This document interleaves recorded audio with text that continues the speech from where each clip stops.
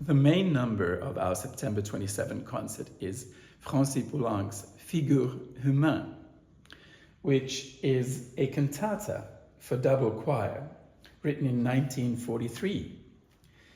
It has an interesting story to it. The first step are the poems by Paul Eluard, written in 1942. This is during the German occupation. And Eluard wrote a set of poems that pretty much describe and are an outcry about the occupation.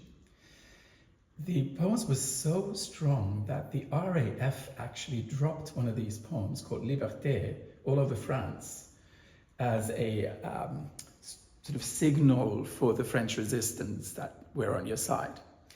And Poulenc, who knew Eluard, got these poems in the summer of 1943 and set 8 of them to be this cantata called Figure humaine, or the face of a human being.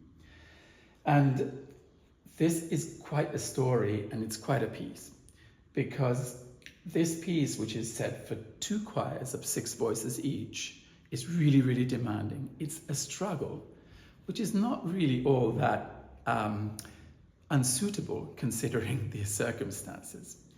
Poulenc himself wanted the piece to be performed on the day Paris would be liberated, but that came a bit early and earlier than he thought. And actually, all he could do was he placed his score of Figure humaine next to a French flag on his desk on the day.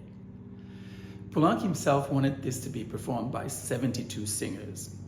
So it's quite a big thing. We have 24, but we're going to give it a real go.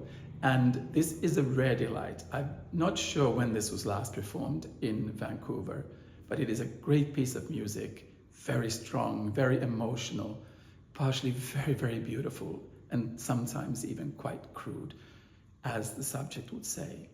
The last poem is this famous poem, Liberté, and in the poem, the poet writes on all the objects he can think of, whether they're close by literal objects or ideas, faraway objects. He writes the word liberté, freedom.